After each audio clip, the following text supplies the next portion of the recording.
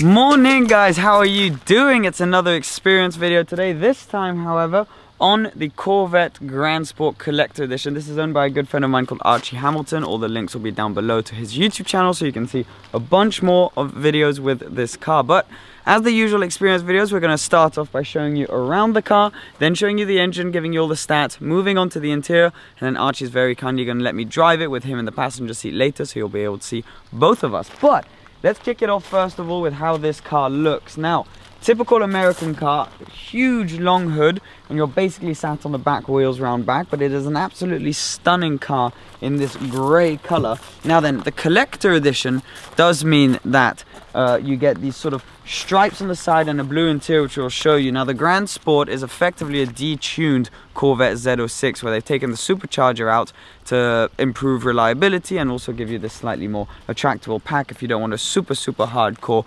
really high horsepower car. You can also take the roof off of this one, and it's very rare. There are only 1,000 of these worldwide. There are only about 5 or so Grand Sports in the countries, but collector editions, there are only 2. One coupe and one on which you can take the roof off, and this is that one. So you can take this roof off right here by removing it, and you can put that in the back so you can have a sort of an open air experience. But starting off on the aesthetics inside, this car is grey with the collector edition stripe and a matte black stripe down the hood, roof and boot, which looks very nice, and it's not that noticeable with this color, but it looks absolutely fantastic. Now, Dub Customs have done a little bit of trickery on this car by adding blue accents to match the stripe. So for example, on the logo right there, it has an awesome little scoop here to get air into the engine, V8 engine on this particular car.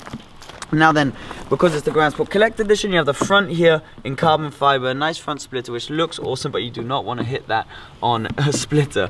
It's got the black grille as well, which looks awesome with all the black logos and slightly darkened lights, which Archie has done on this, which looks absolutely fantastic. You've got these big windscreen, these big light washers here, which look slightly odd, but you hardly notice them when you're driving along, and it just looks very cool from the front. This right here is my favorite angle of the car. When you're standing sort of a 3/4 front angle, it looks fantastic. You've got these black magnificent wheels with actually wrapped brake calipers which glow in the dark on this car, which is awesome. Dub Customs have also lowered it slightly so that it looks a bit nicer, because when you get it from the factory, there's a massive panel gap between the wheel and the actual arch, and it looks slightly odd. Non-carbon ceramics, so you got steel brakes, which are actually very effective, and unless you're going on track loads, you don't need carbon ceramics, but massive brake calipers around the front. On the side, we've got some more carbon fiber here on this grille with your Grand Sport little logo there to remind you that you're driving something pretty special. Huge side skirts, again finished off in carbon fiber. Now then, the paint continues all the way down the side onto the wing mirrors, which are also painted. A bit of piano black finish on these A-pillars, which is actually the only bit of piano black on this car. Another air vent here, which is beautifully sculpted. I don't know if you can see that. You don't really see it until you get up close and personal. The door handle here, where you reach in and open the door. Massive doors actually on this, but really nice solid feeling. I don't know if you can even just hear it from the noise. That's a proper door. It's not like the Lotus, it feels slightly light and less sort of comfortable and hardcore. Massive wheels on the back. Rear wheel drive this car, so you can spin them up really easily.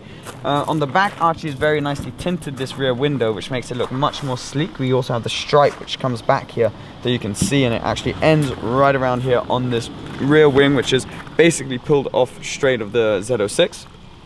Adds a lot of downforce and looks really nice.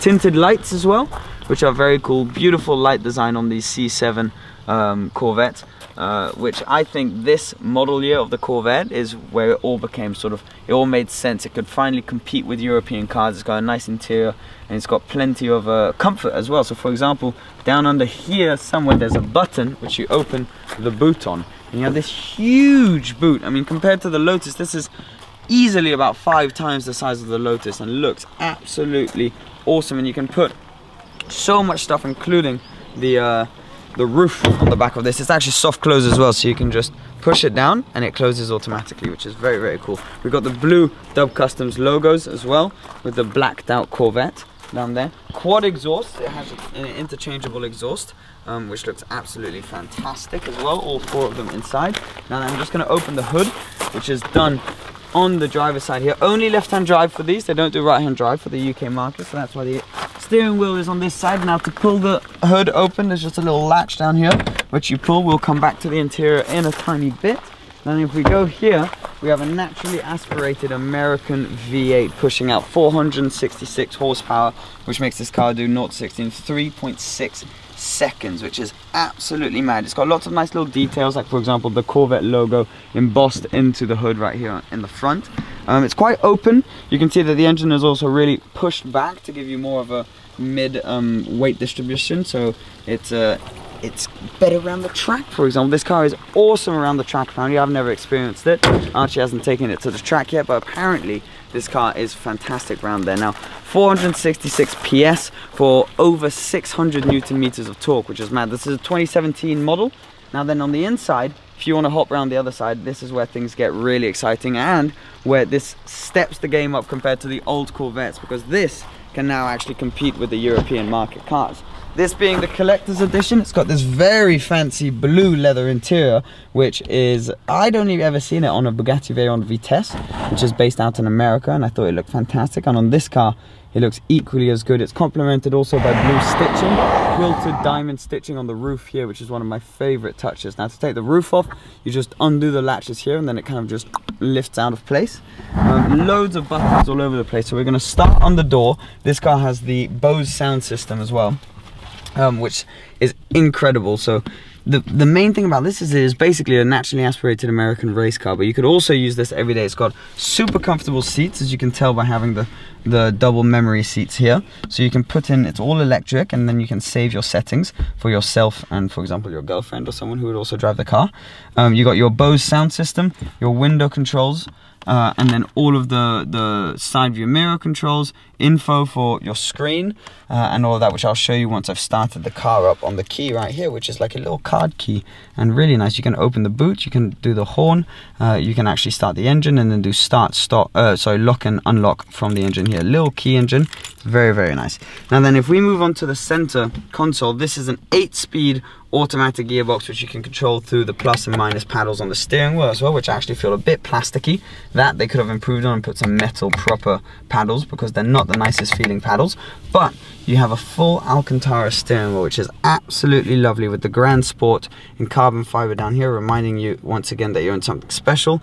The blue logo as well. Obviously you've got all of your windscreen and indicator stalks on the back, and then we'll come to the dashboard in a tiny bit once we started the car. Let's move first onto this area. You got your engine start stop button, so foot on the brake, and all you do is you press that and the V8 fires into life. Gives this car a little bit of a shake as well, which is absolutely lovely. Here we have this awesome screen, which is also which is not touchscreen. I thought it was touchscreen. I was told it was touchscreen, but it isn't. It's all controlled by this knob right here. You got your radio controls and then all of your different controls, so you can put the screen up and down. You got a little cubby behind it and a little USB input there. It's very cool that you can be able to do that, because that's where you could hide things you don't want people to find necessarily. You could just put, for example, your wallet or anything like that, and no one would ever think of checking. You've got very nicely sort of embossed into the carbon fiber here, these climate control buttons, which are absolutely awesome. I'm just going to switch the volume down. Radio, media, and home, and obviously front and back shortcut buttons here for the screen. Then you come down here, you got all your climate controls. You got heated and ventilated seats, 3-way. which is very cool. Collector edition, your number, this is 444, which is actually a very cool number to have. Out of 1,000, as I mentioned earlier, but you got that little plaque, and so they're actually numbered. They're not like Ferraris or anything like that, which don't even have a number. Down here, you got your little 12-volt power output. Obviously, your gear selection, so you can put it in manual mode, drive, neutral, R, and park. Then what else do we have? We have here all of your drive select modes, so you can go from economy, tour, sport, track. So those are your 4 modes, and then weather, obviously snow and wet. So you get your 5 driving modes. Also traction control button down here, which you just hold once and it goes down. So it's pretty easy, you just press that and everything's off and you can properly get this thing sideways. And your electric park brake. Then a little bit of storage areas down here. The glove box, which is very, very shallow actually, and you have 2 USB keys, key input, and another 12-volt outlet. Now, oops, sorry, just hitting the camera. These seats are very cool. You've got carbon fiber. I mean, there's carbon everywhere. You've got the embossed shape of the car on the headrest. They're finished in the blue leather as well, with Alcantara, with the little holes for the ventilated and heated seats as well in the middle in black. Super comfortable. They hold you in really nicely. They're adjustable, so you can adjust them to exactly how you want it. And what's very cool in this car is everything is sort of pointed towards the driver. So everything is slightly angled towards the driver, so you can see everything properly. It's a really, really nice finish. And you've even got another little aircon control there for the passenger, which is awesome. Round back, just straight onto the boot. There are more speakers, and the rear visibility is actually surprisingly good. It's a very slanted window where you can see out of it really nicely. Now then, this is when things get super serious.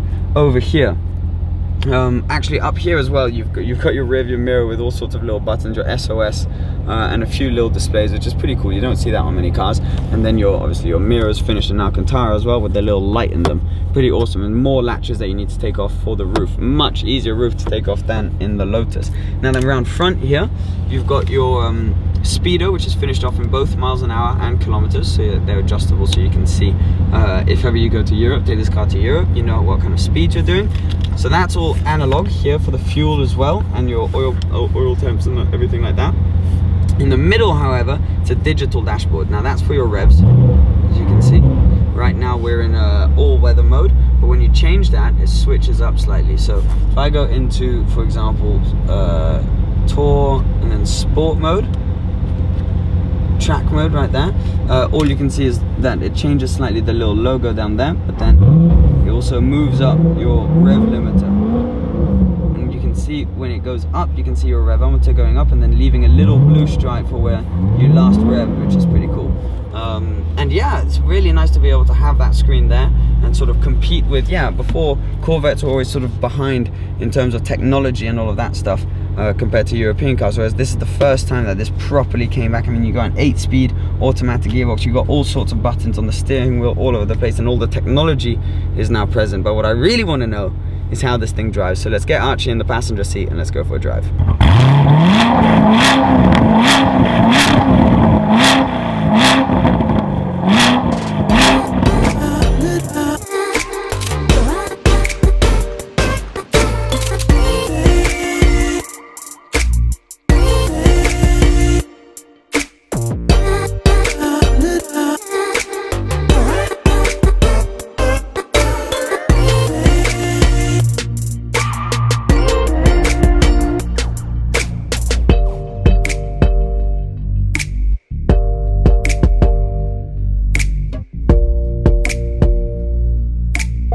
Well, Archie, welcome back to the channel. Thank you for letting me have a go in your awesome Corvette. No worries, man. Grand Sport Collector Edition. Yeah, you've got it. So I'm going to whack it into manual mode as I just go down here, right? Yep, you just go down. So now it's on the paddles. Yeah, it's got an awesome head-up display, mate. Yeah, I know. I can't really get that. You can't really get it across on camera. No, it's impossible to film. We thought we would skip it.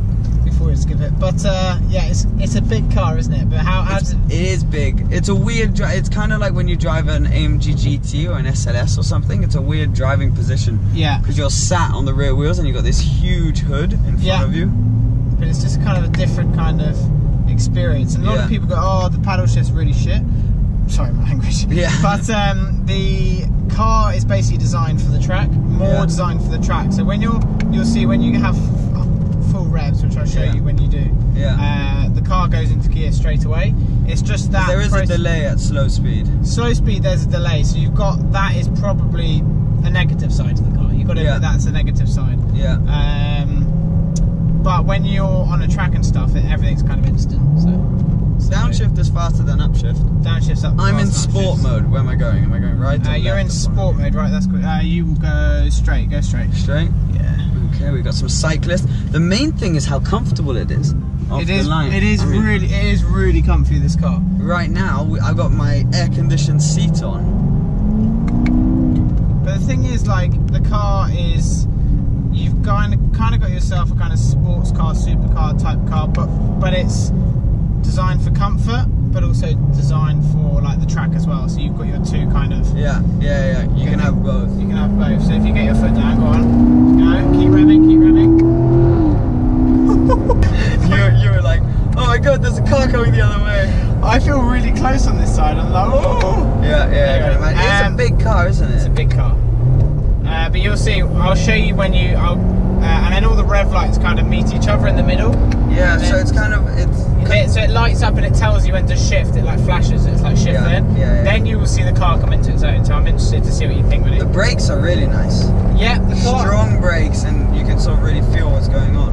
I mean, it's nearly 1,500 kilos, this car, so it's pretty heavy. It's pretty heavy. There's a lot to it. I mean, with a 6.2 litre engine, and it's not 6.2 litre V8 down front. Yeah, but there's lots of things you can do to this car. I'm just happy with like how it is at the moment, but I'm sure there is more things that we can do to the car. The ride's quite harsh.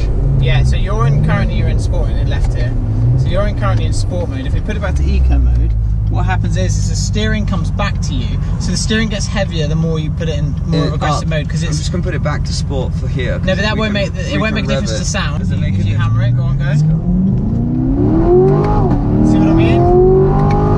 Yeah, the shift is quick once you're on it. See what I mean? It's quick. Yeah, it's quick. It's quick. So you've got to let the car come into its own, and then so if you go down another gear, Wait. Okay, so go.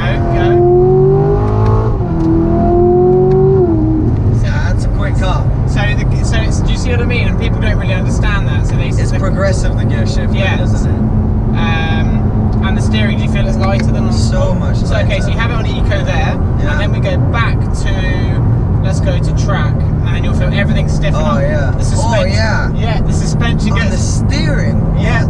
So that's basically for the track to have it more direct, because you don't want the car to basically be too light. You want everything direct. That's why this car is just really designed. Yeah, it's really good. And then the suspension gets hard. Go on.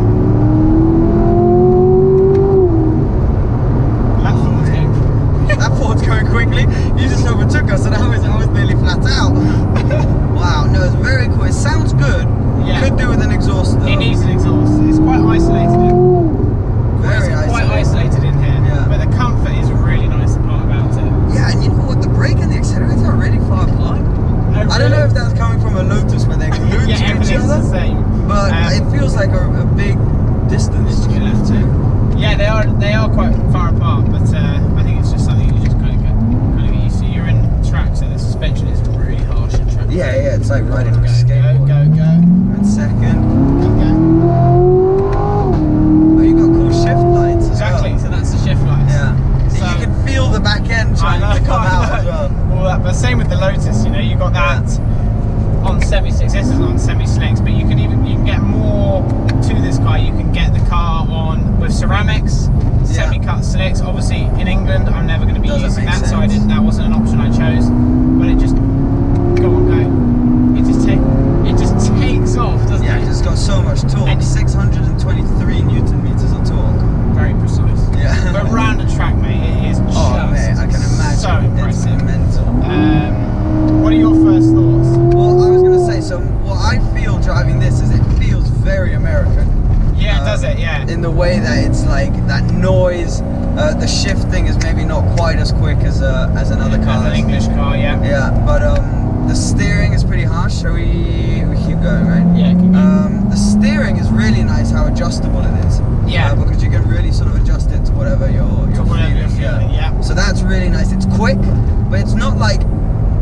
I guess because it's heavier, and the Lotus, when you accelerate, it's really boom, like it kicks you back. The Lotus is quicker. I think the Lotus is more instant. Instant power. Yeah, but this is the engine like. It's a lot. It's got a higher top speed. 181 is the top speed on this. Actually, this is higher top speed. Yeah, well, barely. I think. Barely. Well, that's interesting. Like 180. But yeah, so it'll keep going a bit more. Then you can feel that, like it's a bit. The initial wham from the Lotus is more impressive. Yeah. But then you can feel the power kind of shocks you a bit more. The higher, the faster you go. Yeah. Like I feel if you're at 120 and you tried to pull away, this would get away from the Lotus. Yeah, it's interesting. Whereas if you were at 20, the Lotus would probably get away. Yeah. So that's kind of what I feel. But it's super nice. The main thing is also the comfort. I really, really like. Yeah, I mean it's just an everyday kind of car as well. Yeah. But for me, I mean, it was just all about getting something a little bit different. Yeah. But I feel I'm still learning stuff about the car every day. Yeah, well, obviously you haven't had it for very long. Haven't had it very long, but yeah, I mean, you've got Bose sound system in here. I mean, that's what I would say. Positives are comfort. Yeah. The seats, the steering, the sound system, the sound insulation and stuff, the speed, the exclusivity by having this in the UK is a massive positive, I think. Negatives are the gearbox. Negatives are the gearbox. The gearbox is a negative. Yeah. If you're on it. If you're driving chilled, it's completely fine. Another negative maybe is, but I don't think this is a negative because you'd get used to it, is sort of the way you're sat in it. Because you're super low. I put my seat way up, but you're very low and it's a massive bonnet and it takes some getting used to. You got to get used to how big the car is. Exactly. It's a big car. A few things as well feel a bit plasticky. A few of the buttons, but I mean, you're talking on about an 80, 90 grand car. You're not talking about a 150 grand car. You got to remember this is like the performance of those cars which are 100 so you have plus to make grand. a compromise somewhere. Yeah, so. But it's not badly built because you see all the top 5. There are a few buttons where you feel like that. Well, things like, for example, the steering wheel's so nice. Yeah. Alcantara feels solid. You got carbon in it and all that stuff. No, it's really, really nice. But I think there's obviously pros and cons to every car, and I think I mean, I personally think for an American car, I think it's pretty well built. Oh, very well built. And I think they've gone up. I think they've gone up over the last years and how Corvette have been making especially cars. between the C6 and the C7. Oh, massive! And the look of it, you're getting looks of a car like a Ferrari sort of F12. Yeah. Like if you look at it, if it had a ridiculous wrap on it for a lot cheap money. A lot cheaper, and also I think it just has the presence. Like around here, people don't see them very often. Around here, people really go mad for this car. But no, I really, really like it. I mean, we're gonna end the video outside, but thank you for letting me drive, man. High five. It is awesome. Congratulations. Congratulations. Yeah. Cool, you gotta get your words up. And that is it. The experience video with the Grand Sport Collector's Edition. Honestly, I'm not just saying this because you're a good mate of mine. This is one of my favorite cars we've done the experience video on. Really? And it's kind of made me be like, is the Lotus a little bit too hardcore? Because having a car like this and driving and being able to daily it a bit more and actually be comfortable driving it is super, super nice. So I really enjoyed that. Thank you so much for letting me drive. I mean, you can't really compare the two, the Lotus. No, I mean, they're completely different. I think the Lotus is more built like supercar hardcoreness. I think a Corvette is really a kind of car which is meant for dailying. Yeah. I haven't dailied it, but I mean, you've got the A45. If we turn around right here, if you haven't watched this channel before, the Lotus we're talking about is that one right there, which is mine, and then that's Archie's A45 daily driver. But yes, no, I know what you mean. They are completely different. Two different cars, but I was skeptical getting a car like this because it's an American car. People sometimes they have the reputation of not building good cars, but I think the way they're coming along in the last few years and the way they're going to go, I think it's getting exciting. More impressive. So congratulations to you for this car. Thank you very much. Very cool. And yeah, remember to subscribe to Archie's channel, subscribe to this channel, give this video a thumbs up if you enjoyed it, and we'll see you very soon. Cheers. Bye-bye. Quick cap sailing, serenading them hoes. No Juliet.